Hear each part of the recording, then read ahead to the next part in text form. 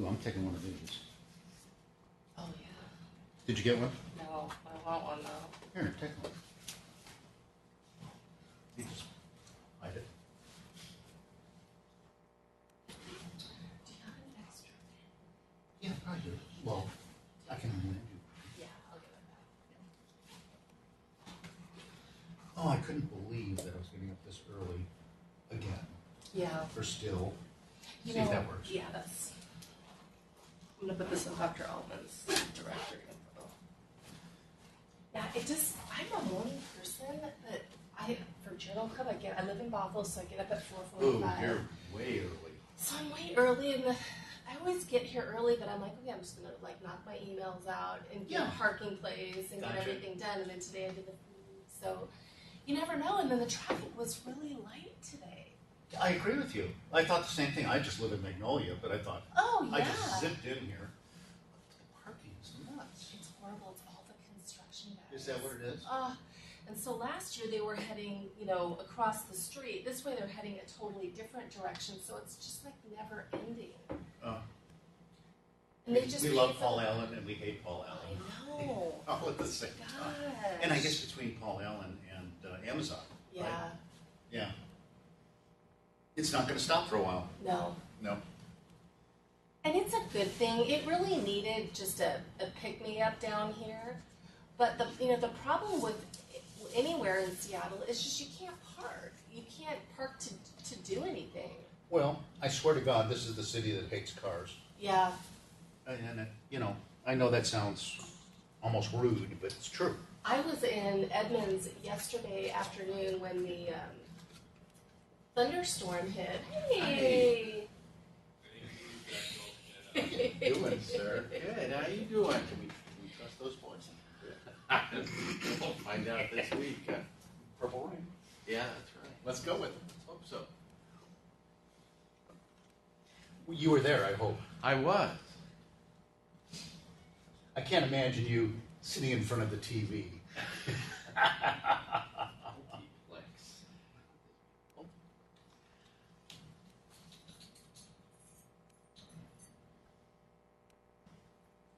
So, what's turning around? Is it the quarterback? Is it just the whole new team? Is it finally the coach has got the They've people? got the right mojo, It's the competition. Portland State. I wasn't going there. We'll see what happens. Yeah. Oh, they're gonna. I think probably 30 points above Stanford. And, That's going to be quite the game. well, I tell you what, crowd-wise, Oregon is showing some vulnerability. oh yeah, So, yeah, I think it's going to be yeah. an interesting season. Yeah. Yeah. USC doesn't look as strong as everybody predicted they would be. Yeah, but who knows yet? Yeah. Right. Anyway, Circassian now is at Nebraska? Alabama. Alabama, yeah. As an offensive consultant or something in between drinks. Go figure that one out. Yeah, really. Yeah. Well, his buddy Lane Tiffin or whatever, the guy that was at USC for a year or two. Right. Is offensive coordinator for Alabama. Okay, so he's bringing him it's kind of a mutual thing, a buddy thing. Yeah. Okay. Who's our coach right now? I forget his name. He came from Peterson. Yeah, Peterson. Yeah. Does he look thin? Well, he is thin, I guess. No, Aaron said he looks like he's lost about 20 pounds from last year. It's hard to say. Okay. But I mean, we're seeing it on TV, so, you're seeing him from the, sidelines. Well, yeah, but I'm a long ways away. I don't usually keep forgetting my binoculars. Usually, Aaron's pretty good about that. She Yeah. just looks like he's lost a good 10, 20 pounds. Huh. Which is, I'm not sure that's healthy. Right. Yeah. Anyway, it's been a long time He's since a we've good been coach. He's a good recruiter. He's got a lot of talent that are going to be redshirting this year. Right, and he's, it's probably his first year that he's most of his own recruits. Yeah, right. And he knows how to play football, obviously. Boy, I tell you. Yeah. What a record at Boise, huh? No kidding. We have 19 losses or something like that. I have to Many years. I have to tell you, I so enjoyed when they beat Oregon. organ Yes, player. right. Punch that That's guy the up. God, you know, I feel sorry for everybody's because it was bad behavior, but Sure. it was so enjoyable. Love it. Was that about 3-4 years ago? Yeah, it was. Uh, everything else good? Yeah. How about with you? Yeah, just busy. Just Yeah. incredibly busy. Yeah. Gina's working as an ER tech now at Skagit Valley Hospital. Really? Yeah. She got her EMT credentials. How do you go to what, JC Do it. and take all kinds No, of it was, courses? well, you can do that, but it was offered by the fire department. It's an Oh, 11 okay. Do you week, mind signing my sign-in Wow. sheet? Oh, sure. 70 hour Yeah. course. But how many hours is she putting in? It's amazing. She's doing 12-hour Yeah, shifts a week. Well, that's not too bad. No. But I mean, that's long, but not too bad. Yeah, but she's got it set up, the way they set her up is Tuesday, Wednesday, and then the following Saturday and Sunday. And then she's got 9 days off. And Okay. another. 9 days off. So she gives up a weekend, but she gets a whole week and a half Right. type of thing. She Okay. works every other weekend.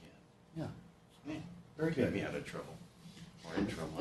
You don't know which? I don't, yeah, right. No, but she wanted to volunteer for the fire department. No, I think They're that's gonna cool. do EMS, Yeah.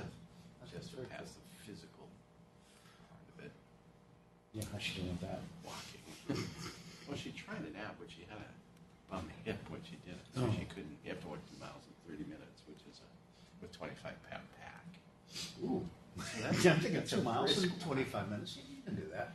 25-pound pack. Yeah. It's a little different. Yeah. So, need to try again, I think, in the fall, or later this fall. Okay, good. Kids are all good? Oh, yeah. You're doing well. No new grandkids. Is that good or bad? Probably good. Well, you shouldn't be around Erin right now. Erin is going goofy. She Oh, so really? wants to be a grandma. Oh, yeah. Yeah, and Lauren's saying, you know, I'm going for my MBA. I got another year to go. Yeah, Where I can't do my Not MBA now. and I'm not having grandkids yet either. What my kids are waiting for. well, it's all your fault. Yeah. Must be. Yeah. Come on. That's Erin blames me. I don't know why, but she has to blame somebody. No, Lauren is like her mom. Very. I'm gonna finish my MBA, then I'm gonna have kids. Kids are gonna be beautiful. Nick, How are you? Hey.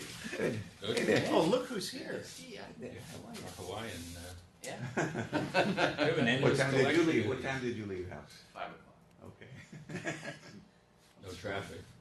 No Not drive. too bad. I mean, it slows down a couple of spots. There's actually Yeah. like 128th and County Line. Yeah. But it's actually pretty busy going into Everett that time of morning. Boeing workers. Oh. Yeah, early shift. Going to, Yeah. I think they start at 6 or something. Yeah. Like that. Wow. I try to stay out of Everett around 3 o'clock. Oh. It seems like It doesn't matter anymore. 100,000 You can go cars. through Not Saturday, down here anymore. Yeah. Any time of day. midday, Just, and it's Yeah. just horrible. you know 45th, or is it 40th or 45th? 41st. Or 41st. Whatever. Yeah, from Okay. like Northgate south. It's just monster Oh, from traffic. Northgate Oh. south is hopeless. Oh, yeah. That's what I'm right. saying. Yeah, All it's the just time. it's terrible. Just terrible. It is. And I find myself getting off there. but even in the alternate routes, it's terrible.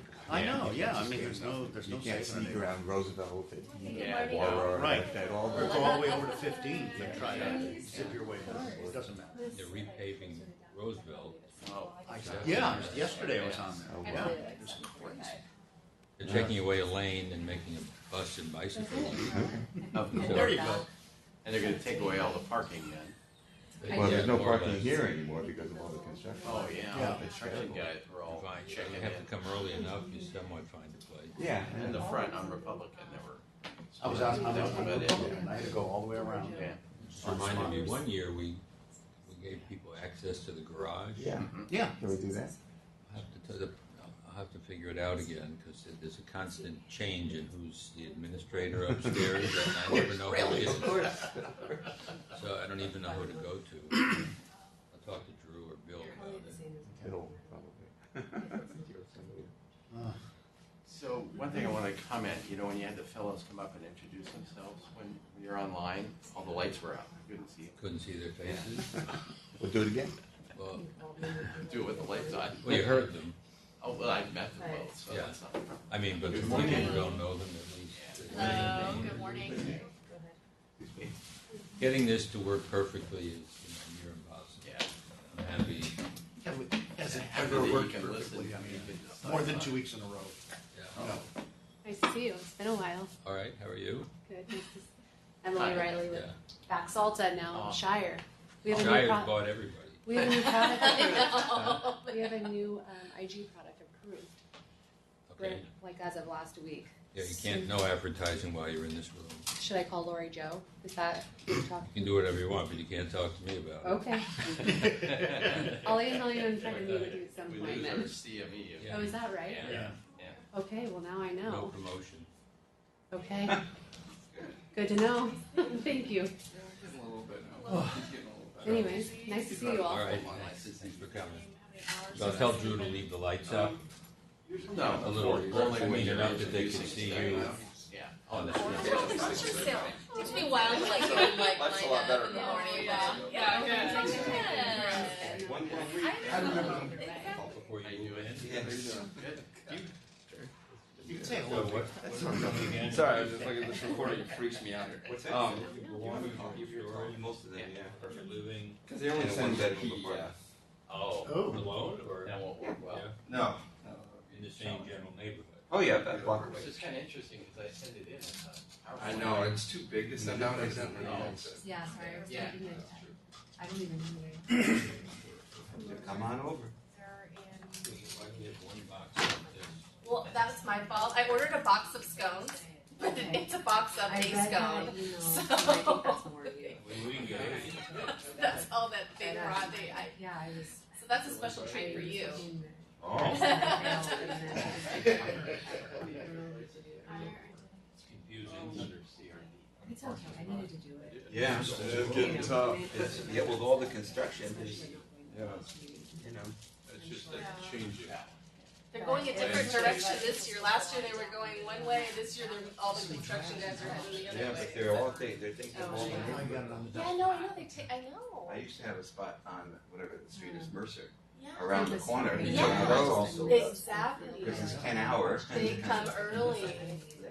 Guys, come Oh, mentioned to me last week I parked all the way down on by the park, yeah. I think I got your purpose.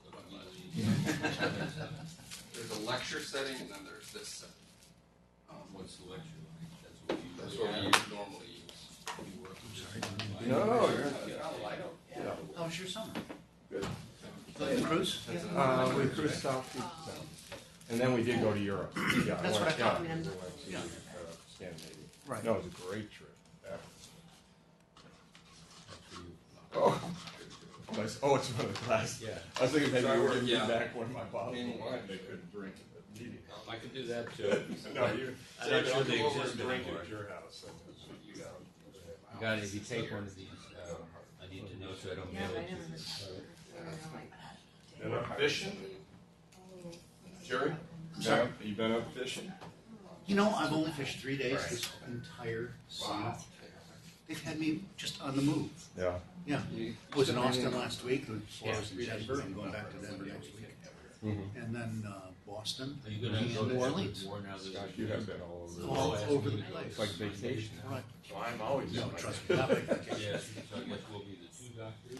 I'm doing compliance training. Because the FDA, we don't have a lender, we don't want one. So therefore, they have me going around talking about how not to get one. Is that Yeah, right? for the Yeah. FDA, yeah. And it's all these scenarios, you know, you can do this, you can do that. Make sure you're report that. What are scenarios? You know, you're in a dinner program, you've got there's an expensive bottle of wine. Often I get off north of North. So they give them money and everything else. You get the bill, you've gone over the $125, whatever that sort of thing. And everybody goes, well, so what? Do you need to Just You sure? get off right now. We're all backtracking. He's going on the- yeah. But I do have an issue, but I get off in a lot of it is Yeah. And it's like the first couple of times I went, especially business, I Yeah. don't know why. we can't administer. What do you do with the house losses from the Because there's this whole, well, Yeah, every but look. they were supposed I don't know. to- The insurance companies aren't covering it. Arching over. Okay, so they won't let you purchase it or buy and build. Yeah. Okay. They will, but Oh, yeah. evidently when we buy. Are you? I'm like 1 year. They get it from specialty pharmacy. How long, how much longer than these? We got You can help me. I can help you with that. Because we're that's good motivation. No, I can help you. What do I'm you sure I can help you with that. Please, that was That's the great. biggest question. There's another You issue. know what? He She actually loves He that. actually Saturday. complained the other day. Right. Yeah, he didn't like working 5 days. Qualified for the question before you eat. I don't know. Did you, are you where you come? You can be 1 medical week, center, but a not couple of inside. weeks, you know, and younger people So- take off. We're having to, we Once can't a week, administer and Zolver I had to anymore work 5 at the days. medical center.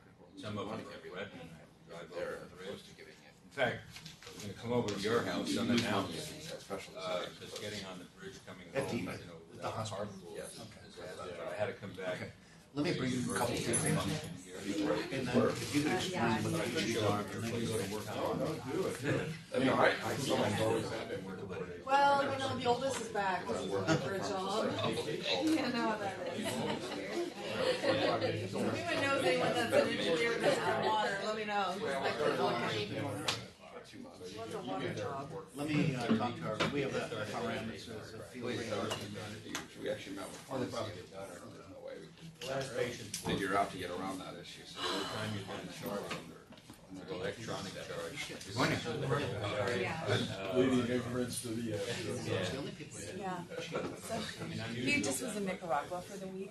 yeah, Yeah, they were doing a project that's true. with his professor. So now he's home. Now he's serious about a job. I mean, he's had a wonderful summer, but now it's like he's like he doesn't want to live at home anymore. I'm like, well, we got to fine. figure out how to, You know, and one. He's actually my easy make sure man. that you It's are. nice to have him. That should be taken directly.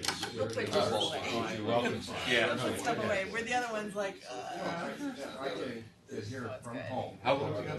19. Oh, soon to be 20 in a week. And where is he now? He's in LA. But it's getting He's a around little the left edge. Fairmont, not in LA. He's in LA. Oh yeah, he likes sun and fun and beach and blah blah blah. Give him 10 years. I've got that HOP. You are second year. I don't know. I have to card in here. I don't. Yeah, well, there's It's kind of credit insane. everywhere. Good God, where we have moved to? That's the problem. That was like a week ago. Yeah, Nothing low lying, because we gotta be flexible. I know. I know. I'm like, maybe we should. Oh, yeah, they know. You know, They do, but at that time of the day, it's just crazy. a half hour later. Yeah. It's just. But It's anyway, crazy. although It's just, we'll I bring mean, a couple part of people it's in, not working talk to you home. about the issues are, see what comes I mean, he never goes We're gonna out. meet with the billing lady over at, Very lucky. It's stuck in traffic. That's great. I mean, there's absolutely no, all the escape routes that I used to be in. Oh, they're all blocked. Yeah, now they want to make the speed limit 25 somewhere instead of 30. I'm like, what? I About a don't mile know. north of We'll it. see. You're North Gate and Redmond. And I still go to Everett like once a month. Oh, you do? Because Long time ago, we had a place some right people down I've been on, seeing now for 20 years up there. And then, you know, they get crabby if you don't come back. They get really crabby. I still have patience All right. for this guy. Update the talk Gina, last year. That'd be great.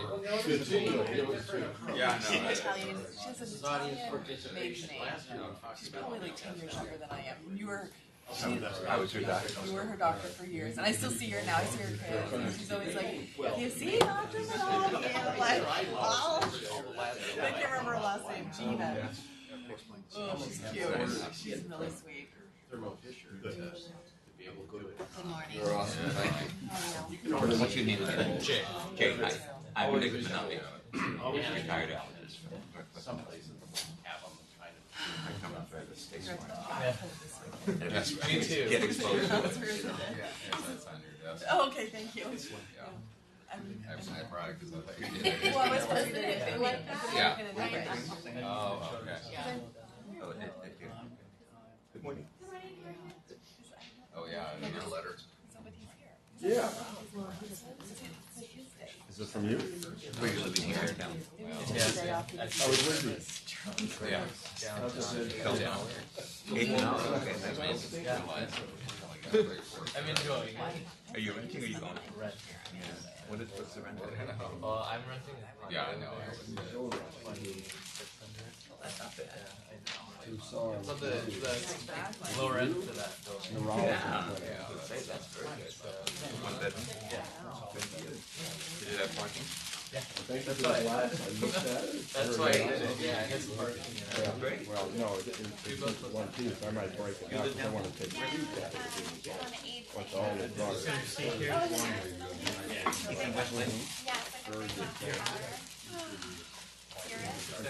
Oh, yeah, okay.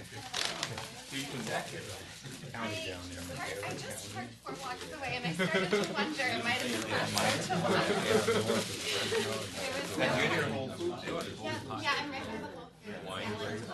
Yeah, it's Actually, really there are nice. like 20, 30 wineries here. It's really nice to the lake and I bought a case. I thought about walking somewhere. Bring one over. But I found hey, I parked like 4 blocks away. I was like, there's something I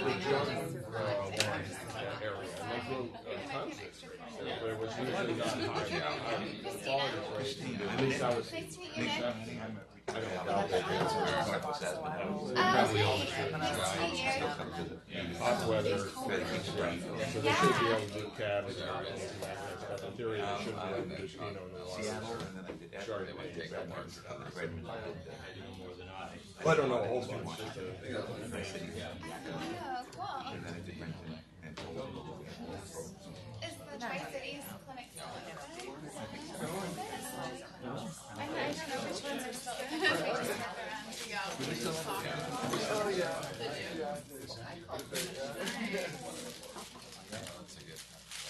Yeah, it is. So, yeah. Yeah.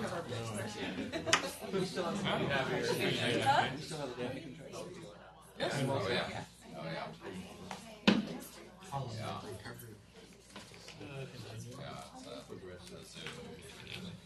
It's a zoo. Let's go ahead and get started. Just a couple of announcements. We've now gone international with our conference.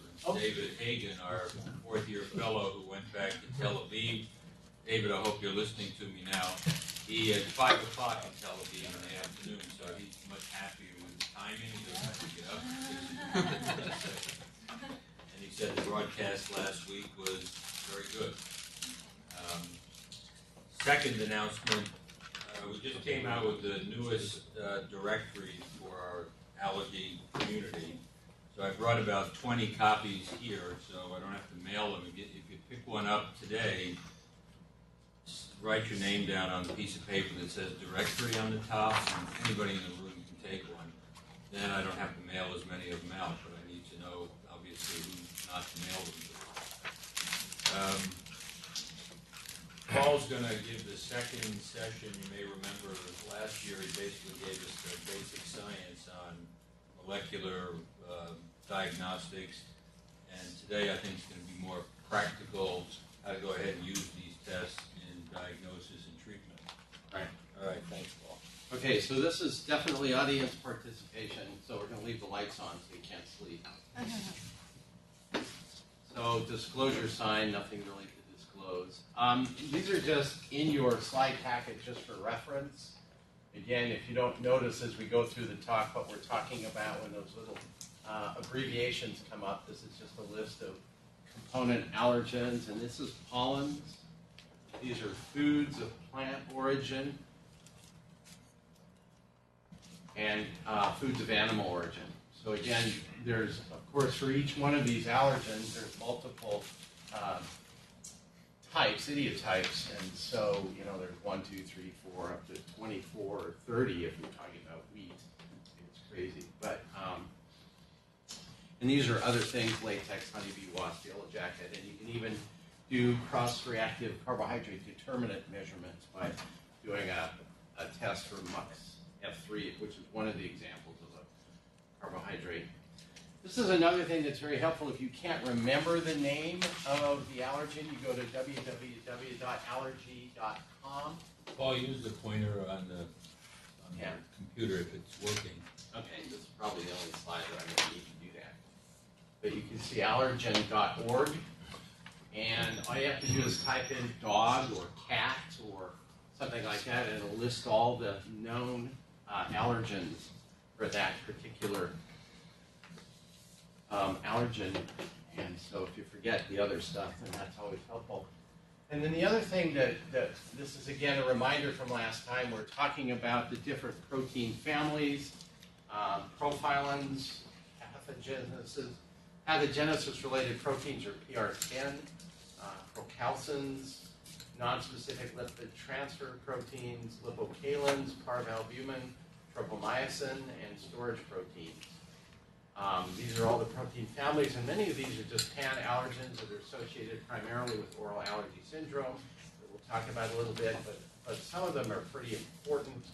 The PR10, at least for birch sensitivity, the lipid transfer proteins and the storage proteins tend to be more associated with more significant food allergic reactions. So this is going to be case-based. So we're going to start with case number 1 is an 18-year-old male who presents with a 2-year history of rhinoconjunctivitis that's no longer controlled with nasal steroids or antihistamines and wants to start allergy shots. Symptoms are mostly limited to the spring and early summer, but he can't really remember exactly when it starts or when it gets better. He also has symptoms with cat and dog exposure that are also difficult to control with medications. The skin tests are positive to cat, dog, alder, birch, cottonwood, grass, plantain, and lamb's quarter, the usual reactive to everything. So what would you include in the antigen mix? Those things. Yeah. Those things. Okay. And that's relatively easy in the Northwest, where we have relatively distinct pollen seasons.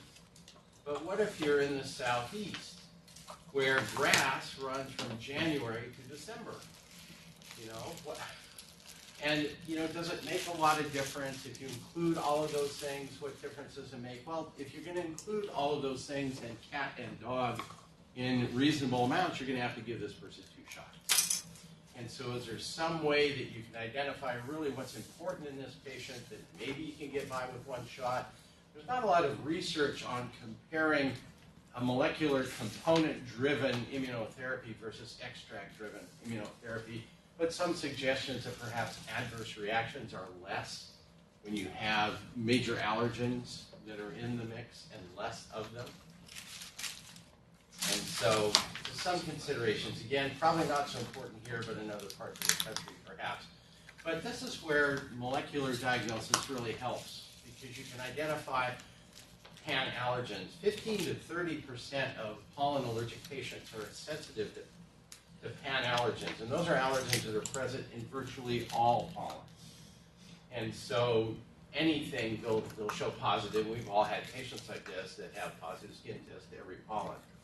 And so what you can do is you can distinguish between patients with sensitivities to the pan-allergens from those who react to the major allergens. You know, if you could do single prick tests of single allergens, that would be helpful, but that's probably not ever going to happen because regulatory burdens make it financially impossible for extract manufacturers to develop those.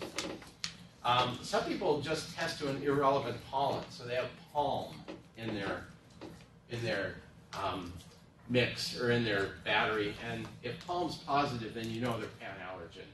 They're reacting to pan-allergens, so you really can't trust your skin extract testing because of that. And so what are the pan-allergens? Well, the profilins we talked about, they're present in pollens, foods that are derived from plants, and latex. PR10 are also called the BET-V1 homologs, or pollens in plant foods. Calcins are just in pollens, and the nonspecific lipid transfer proteins are in fruits. And you can see just some representative examples there. BET-V2 is birch, PHL or P12 is grass. There's HEV-B for latex. MALD4 is apple. Core A is hazelnut. Gly is soy. AMB is ragweed, and Prue is peach. So if you test a palm and they come out positive, and then you really can't interpret your skin test, how do you figure out what they're allergic to then? Besides doing lab tests? You can't. I mean, except for lab tests, because you can't test them, skin test them with a single component. So you're stuck. You just know that you may be putting a lot of stuff in the mix that is not clinically relevant if you're giving them stuff. And whether that interferes with the activity or the effectiveness of immunotherapy is not known, because there is, as I mentioned, not a lot of research. But some of these patients may be positive to the minor allergens. And immunotherapy is not going to help them very much because they're all standardized based on major allergy. So you don't know what you're getting in your immunotherapy mix. We don't often see where all the trees are positive. I mean, it'd be really unusual. Actually, it's not. In my practice anyway, it's not very unusual for several. Now, a lot of them are cross-reactive too. So you got alder and birch and oak and hazelnut. They're all going to be cross-reactive. So if you're allergic to one, you're likely to react to another. We don't even test a hazelnut anymore. We used to, but we don't. Yeah, well, Because there's it's a lot of it up in Skagit County. Yeah. There's a lot of old hazelnut farms, so we do that sometimes. Yeah, but you get ash and elm, and what are you going to test? Willow, maple.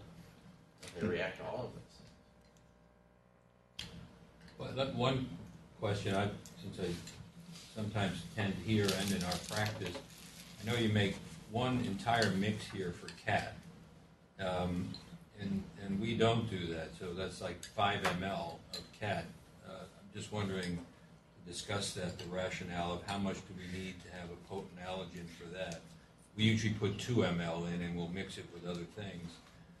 And so who's over-treating or who's under-treating or... Yeah, we looked through the literature, the clinical pharmacist and I, about 10 years ago now, looked through the existing literature then and for the concentrations that were shown to be effective in clinical trials. And the cat was more dilute, so that's why we had to segregate it into one vial in order to, There's a range, from 7 to 12 micrograms of active allergen. And if you pick for the mid-range, you can get away with 2. If you want to hit the higher range, you go with 5. But, people that put 5 in there, they're missing the mark for cat and dog. So you can confirm allergen by measuring specific IgE to one of each group of the 10 allergens. So profilins, you can pick GRAS, the PHLP12 or BETV2, Palcalcins, PHLP7 or BETV4. And if you're positive, one thing about profilins is that the different test platforms will measure, have different sensitivities for the different profilins and different pollens. And so usually you only have to pick a couple, and if one of them's elevated, then you know they're allergic to all profilins. So it doesn't matter that one's negative and one's positive. But because the testing pattern lacks sensitivity for some of the pollen profilins, you have to pick a couple. So if those are positive, you cannot rely on extract-based testing. Same as the principle, if you test for palm and they're positive for palm, you can't really rely on the extract-based testing. And you have to test for a major allergen that's unique to that particular pollen. For example, BETV1 for birch, FIL-P1 for grass, AMBA1 for ragweed. And then testing for minor allergens can be helpful in determining response to allergen immunotherapy. As I mentioned, if they're positive to the minor allergens and negative to the major allergens, then they're probably not going to respond to immunotherapy. Well, the good thing is that's only about 10% of allergic patients, so it's not a lot. So in birch, the most important allergen is BETV1, 2, and 4, with BETV1 being a PR10 protein.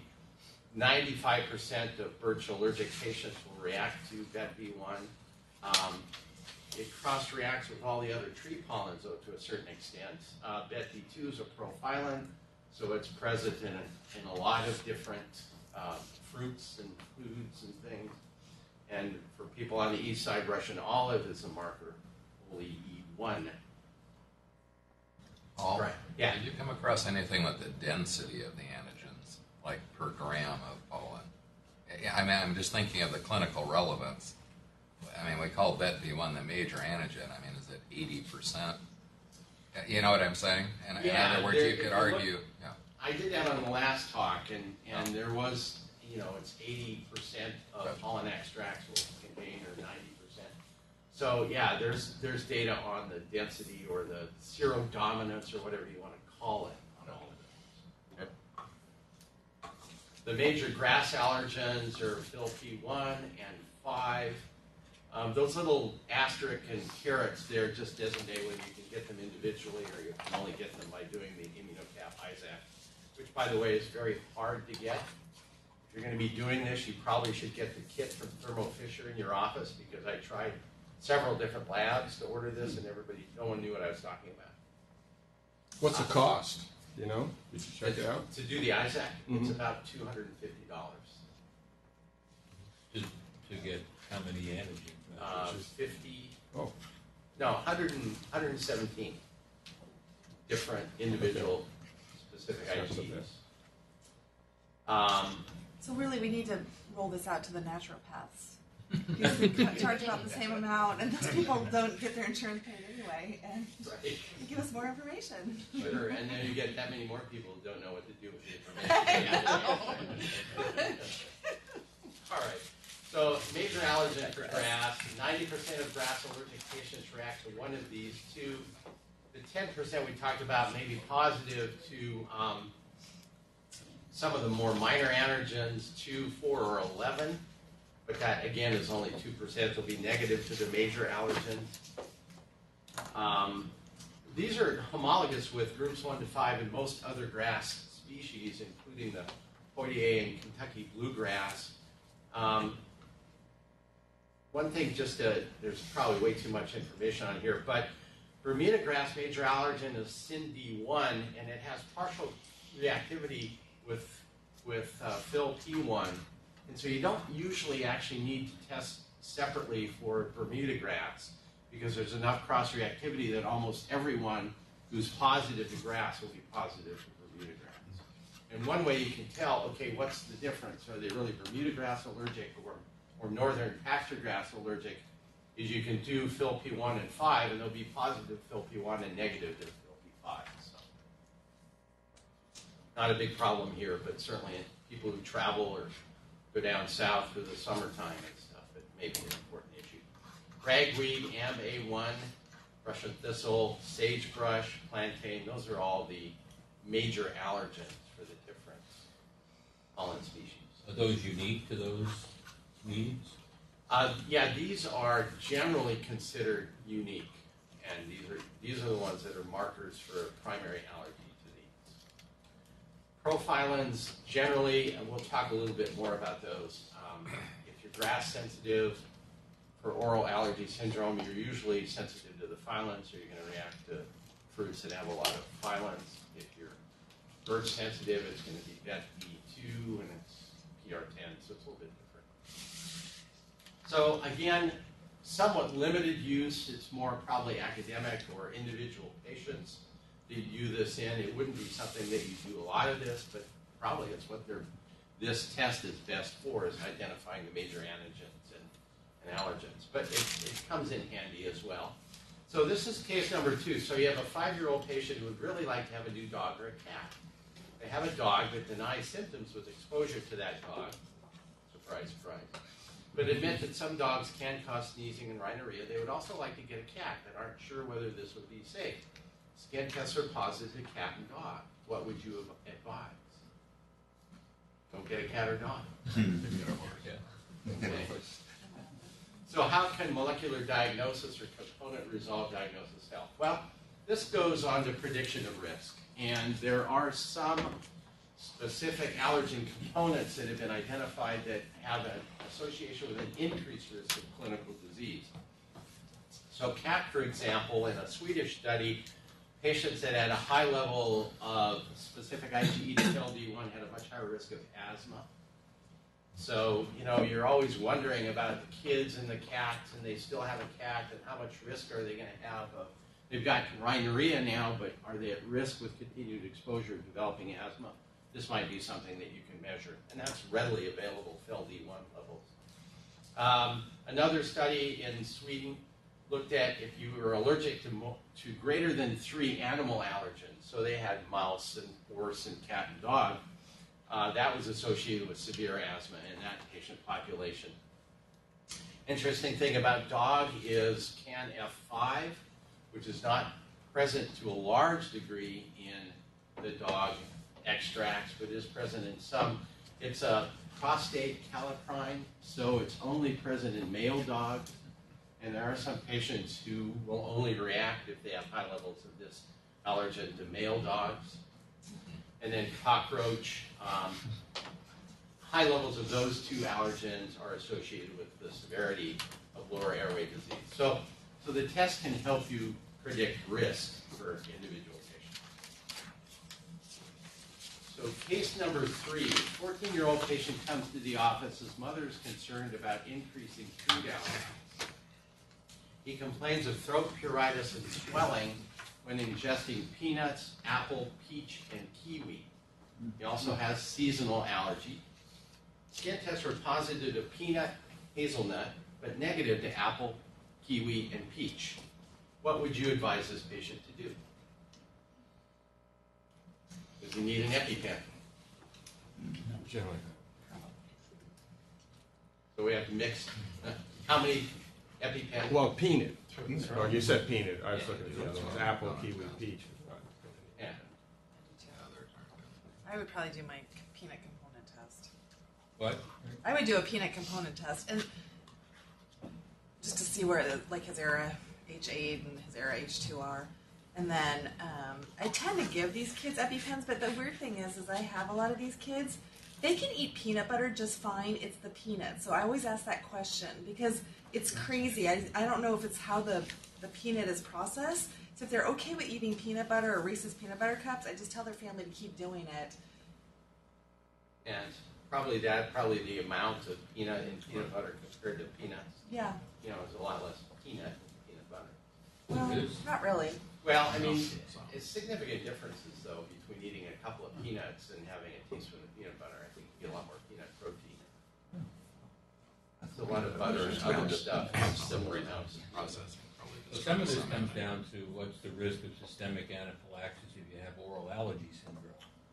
Right. And initially, when we started talking about this, I always thought it was a localized reaction that wouldn't lead to anaphylaxis. And then definitely some of the food experts in the country say, no, they've definitely seen cases progress to anaphylaxis. I must admit, I'm erratic as to whether I always prescribe an EpiPen or an epinephrine injector, or if I don't.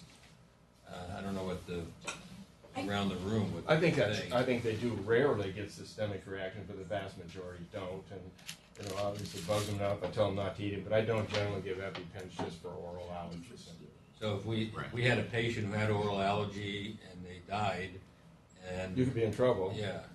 But you're paying $600 for like each kiwi. EpiPen you're prescribing for that. So I'll tend to give EpiPens for like kiwi and nuts and sometimes peach, but I don't necessarily do it for like apple and cherry. I mean, and sometimes I have to kind of read the parents because if they're kind of... Well, surprisingly, it kind of depends on where your patient's from and what you do about it.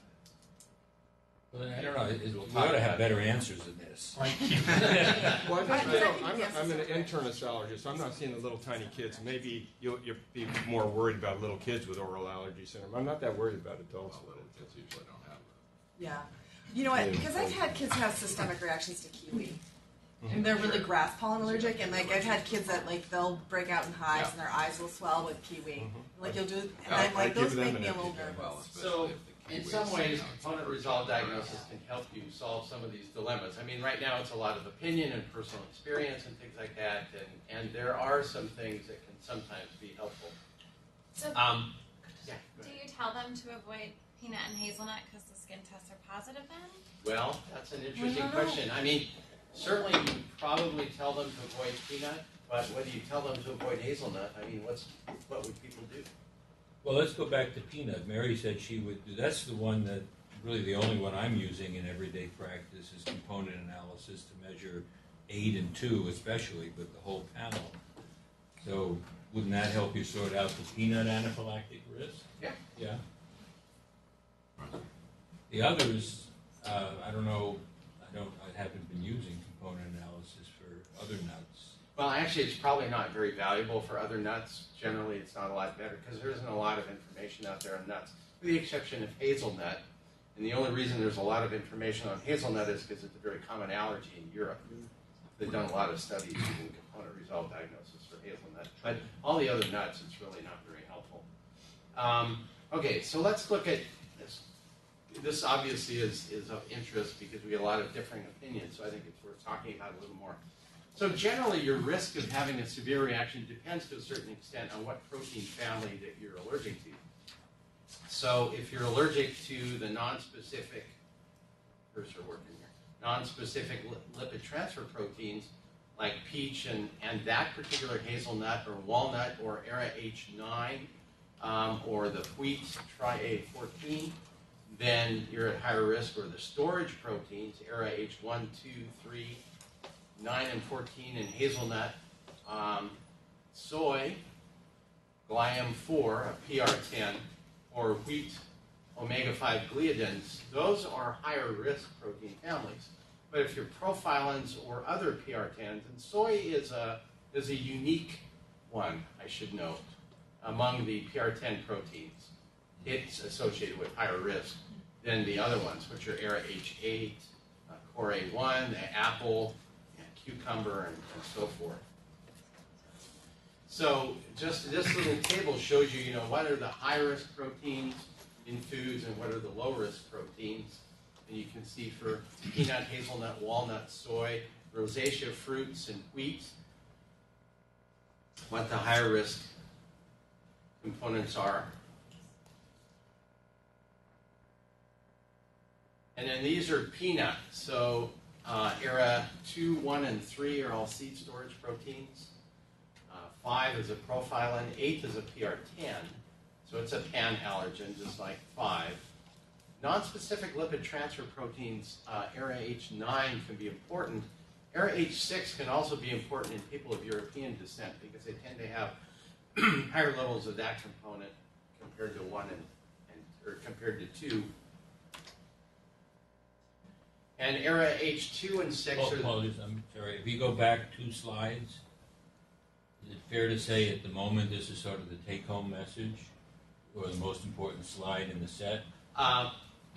Yeah, and as far as grouping, what are the important allergens and what aren't in the risk. We're going to not get into much detail about wheat because the literature is all over the map on wheat. And there's so many different wheat components that have been associated with wheat anaphylaxis and exercise-induced anaphylaxis after eating food-dependent exercise-induced anaphylaxis with some of the wheat proteins. And so depending on the population you're looking at, you get different answers. And that's one of the tricky things about this. All these allergen components are geographic and age dependent. And so they vary depending on the part of the country and on the age of the patient. So it makes it a little more difficult. And in our increasing global world, we're seeing patients who matriculated from Southern Europe or things like that, or Northern Europe, and some of these relationships are kind of interesting. So going back to peanut, so ERA H2 and 6 are the most clinically relevant. ERA H5 is a profilin, highly homologous to BET-V2, so it tends to be more predictive. It's not even measured on most component assays. ERA 8 is the major allergen for oral allergy syndrome. 9 is important in patients from Southern Europe who have peach allergy. That's one of the non-specific LTPs, and those patients can have significant peanut allergic reactions. They can have anaphylactic systemic reactions to that. So 1, 2, 3, 6, and 9 correlate with reactivity and or severity. Again, as I mentioned, sensitivity and specificity is population dependent. And actually, it may not be any better than high levels of serum IgE to just general peanut extract. These may not give you, if you get a really high serum IgE, you're going to have a high 2 or 3. Now, what if the peanut skin test was negative? This is some interesting data that's come out of some of the European studies using component resolved diagnosis. What would you do differently in this patient who complains of throat swelling and itching when they eat peanut, but their skin test was negative? I probably want to know if they're allergic to alder or birch. Okay. I mean, without necessarily doing the blood work. All right. But I presume you'd measure the component analysis. Okay. Or just a serum IgE to peanut. Right. So in the Euro-Preval study, they found 2 populations of peanut allergic patients. They found late onset peanut allergy, and those are 14 years of age or older, and only 45% of those had a positive skin test of peanut. Most were negative to ERA H1, 2, and 3. And if you look at the double-blind placebo-controlled food challenge positive patients, skin prick test was only positive in 20%, but 60% of them were positive on component resolved diagnosis. So if the skin test is negative, do the peanut component testing. And the patients who had anaphylaxis had a much more common, so this peanut allergy I should back up is any reaction to peanut. It's not just systemic reactions, it's itchy mouth or itchy throat or whatever. But late onset. And anaphylaxis patients of late onset, only 70% had a positive skin test, but 90% had a positive component test. Early onset peanut allergy, less than age 14, was completely different. Those patients tended to have, the skin prick test was actually more accurate than the component resolved diagnostic test. So those patients, the younger kids, much more likely to have a positive skin test. Older adolescents and adults with late onset may not have a positive skin test. I missed what should their IgE just a peanut be, not with components. Are they -2 ever? Are they still positive? Well, they just measured component resolve, which includes total. Was the total IgE, also yes. elevated? So Yeah. so it is It's still another way you elevated. can So do you're that. still going to pick it up with a total IgE. Yeah, but there are more false negatives with just total IgE. It's not a lot different than the extract. And so hazelnut's kind of interesting. These are just the components in hazelnut. Core A1. Hazelnut pollen actually is core A1.0101, so it's very similar allergen to the PR10, but just a different isoform. And profilin and the lipid transfer proteins and seed storage proteins. And the most important allergens are 9 and 14, but 8 as well. Core A1 is just people that are allergic to alder, birch, or oak will have positive skin test to hazelnut. And so that's because of core A1. And those are mostly in adults with oral allergy syndrome. Core A2 is a profilin, so its origin is thought to be in patients who are grass sensitive. So they may have a positive skin test to hazelnut, but again, oral allergy syndrome kinds of stuff. But 8, 9, and 14 are markers of severe allergy in patients without a pollen allergy. And so if you want to differentiate, you have this patient who has a positive skin test to hazelnut and has some slight reactions, maybe some mouth itching when they ingest hazelnut, and they're grass or birch allergic, you can do the component testing for this and looking at core 9 and 14, core A9 and 14, and that will tell you whether they really have a systemic risk for hazelnut ingestion. It's a common allergen in Europe. There's a common co-sensitivity with peanut. I think 2/3 of the patients in Europe were also peanut allergic and had clinical allergy. So again, core A14 and ERA H2 were the markers for primary sensitivity to hazelnut and peanut. In Southern Europe, the peach and core A8, the profilin, cross-react a lot. And again, core A14 is best in Southern Europe where they don't have any birch, so you don't really run into the issues with core A8. Apple and peach. Skin testing have poor sensitivity. Remember, our patient was negative to apple and peach. Most cases are oral allergy syndrome. MALD-V1, which is an apple allergen, is BET-V1 homolog. MALD-V4 is a profilin. So patients who are allergic to birch will probably have sensitivity to MALD-V1 and oral allergy syndrome. If they're allergic to grass, they'll have sensitivity to MALD-V4, which is a profilin.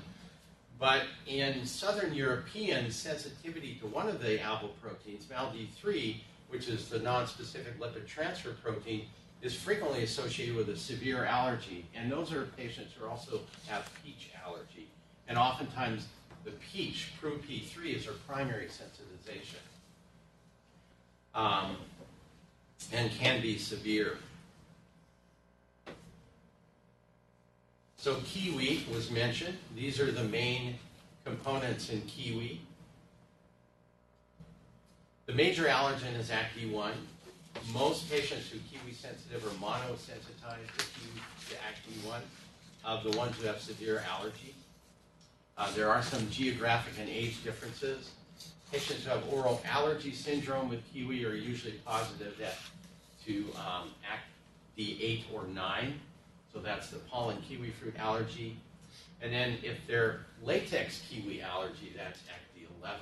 So it's because it's a member of a major latex protein family. So there's cross-reactivity between latex and kiwi, and patients have high levels of that. So ACT 1 is the major. ACT 8 and 9 are associated with kiwi fruit pollen allergy, usually a more benign. So again, if you're not sure, and kiwi testing is difficult, just like apple and peach, even if you do fresh kiwi or fresh apple or fresh peach, you can get a lot of, it's not very sensitive or specific kind of test. And also, PRO-P3, by the way, is in the peel of the peach, not so much the meat of the peach.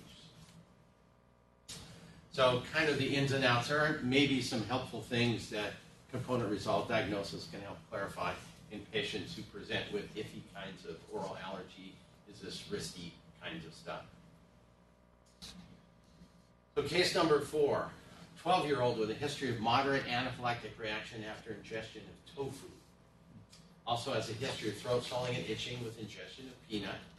Has early spring allergies. Skin test is negative to soy and peanut. Now what? So I had a kid. This is the same story that I've had, and it was Odwalla soy drink. I don't know, whatever it was. So the mom, we did the skin test. It was negative. This is before the component panel stuff was available. And I took the Odwalla drink and I did a little scratch on his back. And personally, I've never seen a bigger soy in my life. It was, I swear to God, it was this big. And his other skin test was negative. So personally, I think sometimes you just take the food and you poke it and you see what happens. But it was pretty impressive. So what else was in the drink? it was like soy, and it was like soy with fruit or something. So Does that just tell you the commercial extracts are inadequate? Well, you know what? Sometimes if you have a strong story, I think you need to actually get the food. Food and skin extracts are not very reliable. I had the same case. Yeah, I mean, it's like, it is so, I just remember my mouth dropped when I walked in the, it was like huge, and I said to the mom, I'm like, okay, well, there you go. Yeah, I mean, lentils are another good example of cooking, can bring out a pretty nasty allergen, whereas if you test with raw lentil. Cooking makes it worse. Well, soy in particular, I think it depends on how mature or immature the soy is and what product it's in, like edamame being different than tofu, and you can change it, right? Yeah. I think it's the cooking. So most cases of pollen food allergies are due to birch bet V1 cross-reactivity. Most cases are mild, but there are exceptions, and those exceptions are soy and some peanut reactions. So these bet V1 homologs are often underrepresented in the food extract, so that's why your skin tests are negative. And even specific IgE to the crude extracts generally tends to be negative as well. Again, just going back to the fact that when you're testing the crude extracts with specific IgE in the serum, it's not a lot different than doing a skin test. You're not going to get a lot more information except the quantitative value if they're both positive. So measurement of the soy component GlyM4 or ERA-AH is recommended to distinguish whether this is truly real or not. And there are cases with soy milk in particular where patients can have anaphylactic reactions to soy milk and with this same bet V1 homolog. So sometimes it's helpful for that purpose to measure the soy. So a 9-month-old infant with eczema and a history of facial urticaria and eyelid edema with ingestion of egg and milk. Skin test egg and milk are shown. What would you advise concerning heated or baked egg or milk? Go ahead and try it. How many people would raise their hand on that? Check specific IgE levels to egg white and milk. No. Measure components to egg and milk. I do Do case nothing. No, I do case Say stay away from Bring it. in a cupcake. Do a challenge in the office. Bread, Okay. These are just the egg proteins. And so there's a lot of controversy about measuring component-specific IgE and predicting heated baked egg tolerance. It really is probably no better than just measuring a specific IgE to egg whites. It really varies a lot with the population and the age. So 2 examples of study, Japan, mostly younger kids, median age of 3 years of age, they found that a 88% positive predictive value of the specific IgE to egg white was 10.8. But in Spain, in another study where they had mostly older kids, they had a 92% positive predictive value at 3.7. So again, it's population and age dependent, and so it's not very helpful. I mean, obviously if it's 10, it's probably they're going to not tolerate the food in baked or heated form. And the other thing that's really interesting is that it may be different for heated versus baked. Right. So heating the protein definitely has an effect on the protein, but baking it, it gets locked into a glyco sort of matrix that's hard to get released, and it often doesn't get very released in significant amounts. And so it may be safe to have baked, but not heated. So anyway, this is where component resolved diagnosis really probably doesn't give you a lot of help, unless it's really high. I do check ovomucoid though. Right. I check ovomucoid and I check casein because there was that Ando study from like, I don't know, 5 years ago, where if your ovomucoid was less than 1, the likelihood you can have baked goods with egg is like, you're fine. If it's greater than 10, you're unlikely to pass a baked egg challenge. So, I mean, Right. sometimes it just helps me. And, you know, Well, and you could probably do that with the total egg white as but actually once specific in a while IgE. you'll have kids that their IgE is really high, but their ovomucoid is less than 0.10. And I might be more willing to like bring them in for a challenge, even though they have a pretty big skin test for like a baked egg. So these are the milk components: alpha-lactalbumin, beta-lactoglobulin, serum albumin, casein, lactoferrin. And 8, 4, and 7, so lactalbumin, lactoglobulin, and casein and immunoglobulin are probably the prognostic factor marker for persistence. So if you want to know, is this going to be something this kid's going to outgrow in a couple years, or if they're going to have it a lot longer, that might be helpful to measure specific IgE to those particular components. BOS-D5 is the most abundant protein in milk and whey, and that's beta-lactoglobulin. And it is associated with persistence and heated milk intolerance, but undetectable levels of specific IgE to BOS-D5 is associated with heated milk tolerance. So it's similar to what Mary pointed out with ovomucoid, but this is the milk version of it. But again, there isn't really any hard evidence in the literature that component resolved diagnosis is any better than specific IgE to crude milk extract and identifying these. If you have high levels to crude milk extract, you're probably not going to tolerate baked or heated milk. Okay, and this is our final case. This is a 14-year-old new patient who comes to the office because they've carried an EpiPen with them for years because of a history of stinging insect reaction. Mom wants to know, is this really necessary? Because high school wants them to clarify the allergy, and it's probably more important now with the whole cost issue on EpiPens.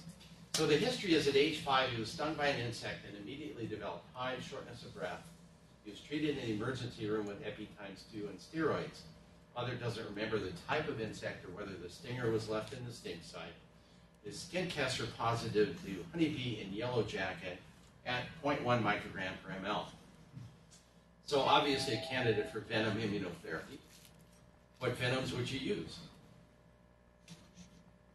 Would you use both? Yeah. So, with the exception of wasp, about 85% of venom proteins have cross-reactive carbohydrate determinants in them. And because humans don't have those same glyco-oligosaccharide proteins, they often produce specific IgE to those substances. You'll have a positive skin test, but they're not associated with clinically relevant systemic reactions. So how do you tell the difference? Is this truly a double positive, or is this a CCD issue? and component diagnosis helps. Again, this is a list just for reference of the different honeybee, wasp, and yellow jacket major allergen components. And so 2/3 of the patients who are allergic to one of the venoms will show a positive reaction to the other. 2/3, okay? So this is not an uncommon issue for patients to present with both. So you can tell, is this cross-reactive or is this truly double sensitive by looking at recombinant VESV5 and 1 and recombinant APM1. And that will tell you if they're, because those are the major allergens for yellow jacket and honeybee. And if those are elevated, or if they're each elevated, then you know that they're truly allergic to both. If only one's elevated and the other isn't, it's a carbohydrate CCD kind of issue. And then you can do the same thing with wasp, looking at those two, VESV5 and POL-D5 and VESV1 and POL-D1. So you have to measure both antigens of both species because they're not present in all allergic patients. One of them isn't, so you really have to get the sensitivity. So somebody who's allergic to yellow jacket or may be allergic, may have high levels to VESV5 but not VESV1 and vice versa. So that's why you have these. So it can be helpful in trying to distinguish, does this patient really need 2 or 3 antigen shots, or can they get by with one? I don't know, that comes up in my office a lot. Patients have a lot of cross-reactivity and end up getting, 2 or 3 shots just because you don't know. You don't have a history. You can't tell from the history. You may have very similar levels of skin reactivity across the board. Right. So you're obviously obligated to do them all if you don't do this. Yeah, right. So this can be helpful. So have you been actually using this in clinical practice? Not yet. I mean, the situation hasn't come up since Right. I've done all of this. And again, it's difficult to get these tests. You have to, a lot of labs are unfamiliar with this. And so you really have to talk to them and they have to search through their lab test availability to find it. But Thermo Fisher does all of these as individual components, so you can order them. What's the cost? For the individual, I don't know. I mean, for the Isaac, we get them all, it's about $250. For the individual ones, haven't run into that situation. Although you consider the cost of antigen.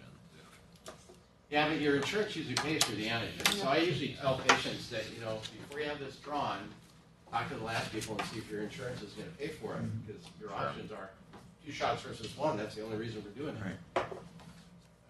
So Paul, after reviewing all of this, at this point in time, which of these do you think really are practical we should be taking into the clinic every day to help us make decisions? Well, I try to pick clinical cases that I think relate the most useful information that you can get from component result diagnosis. And it's not going to be every patient. It's going to be just those little bit odd sort of histories that don't match up very well with skin testing or predicting risk or things like that. It's not something that you're going to do on a routine basis at this point. Well, the peanut component analysis has really developed into something of great value. What do you think? Is there anything of equal value at this time with any other? Well, hazelnut, if you have that issue, is helpful. If you really want to, and we don't have to so much here, if you really want to differentiate, the pollens versus pan-allergens, that might be something that's useful. Soy, in some patients, are at risk of soy milk and having a systemic reaction. And then, you get a lot of patients who have sort of an iffy positive skin test to soy if they're allergic to peanut. Is that a significant reaction or not? So, that might be helpful. This seems to be valuable. Yeah, I think this is probably the most valuable use for it. Hopkins for a long time has had recombinant allergens that you can measure. You can send blood to Hopkins and they'll do it for you. But Did these studies look at specific IG levels to the venoms? Compare them? I can't really remember, Bill, on that. Generally, in most cases, if you're positive on skin test, you're going to be positive. Because the crude extracts, specific IgE has the same problem with the cross-reactive carbohydrates. So I don't think it's going to be a lot different. In general, most of the literature that I read, they tended to relate the two as pretty much the same. And venom extracts, the other thing, and I talked about this at the last talk, is that there are a lot of patients with significant allergy to, systemic allergy to venom that have negative skin tests. So the skin tests we have to venoms nowadays are not particularly sensitive. And David Golden said the same thing. He uses higher concentrated stuff sometimes. So the take-home message is this advances the way we've been practicing allergy all these years is going to be antiquated, right? Well, it's just another example of that, you know, what we used to feel were reliable results when you skin tested a patient maybe aren't so reliable. I mean, certainly in all the stuff about localized production of IgE that's come out over the last few years. Pollen allergic patients with negative skin tests. I mean, I'm always impressed, like going to European meetings, how much of the meeting, you know, and obviously there's some reasons, like you mentioned, for Spain and all of that, that where it is more relevant, but it just seems much more a part of clinical practice. To employ these tests already?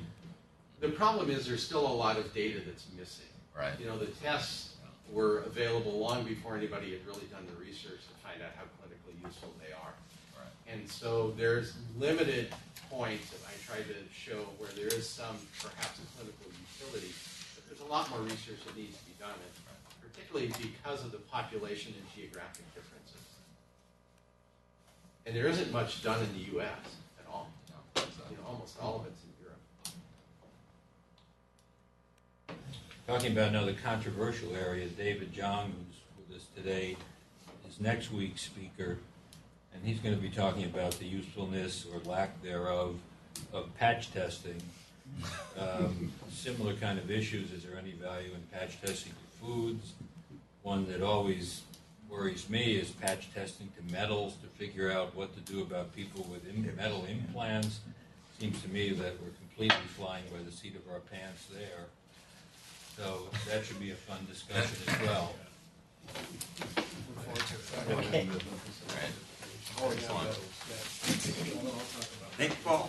Yeah, good job. If you take a copy of the directory, make sure you write your name down so we don't mail you an additional one. Just thinking about it. Yeah. It's funny. I don't know if we selected for them, but I think half of our nurses have OAs. And what? Oral allergies. Oh, yeah. Everything. They're probably very You have salad, you know, it's like, yeah.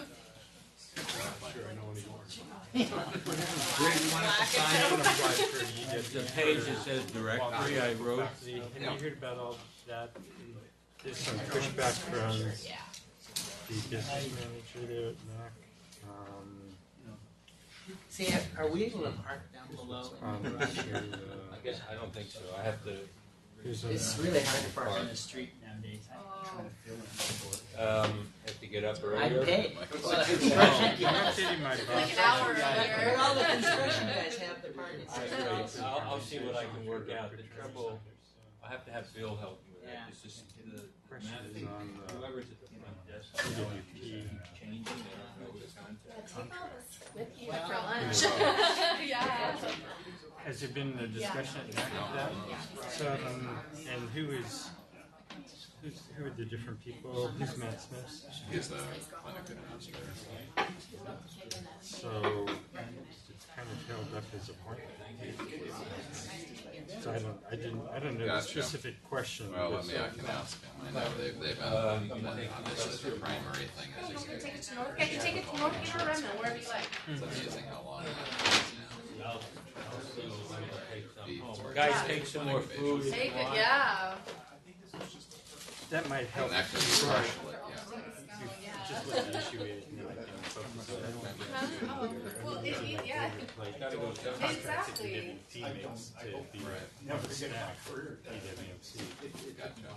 Yeah, no, I mean, I can't imagine how that would be relevant other than being credentialed. Probably take it to Sure. work. Sure. So he's not there yet. You can only see like Medicare patients. I mean, just anywhere. Oh, So maybe that's what maybe that's what Hey, he's Dr. not- Altman, I he's met not Dr. Hogarth up experiential. in He's Alaska not last Primera. weekend He's for not. he did an No. Alpha 1 talk up there. Even though we started that. in Really July good. 1st. Yeah, no, he's been here before. Fantastic. Oh. Yeah. So that Should may be a good the- one in February. The issue. Yeah. I mean, obviously it doesn't. mean I figured I the better same. figure out what the issue is Yeah. before because it's a big long That's an agreement, and I issue. don't know what part of it is That the was problem. unanticipated. For some reason, they're really dragging their feet Oh. more than they used to. Oh, okay. Just Yeah, like because Primera UW's regions. obviously, as a Yeah. UW, you've got But that you've got to shouldn't see how necessarily hold up that. But the pragmatic part of it is actually, seeing the clinic Yeah. is there. Yeah, because I think Okay, last week. he's approved I got it. Right. getting held up at Yeah, definitely. so I'm not sure.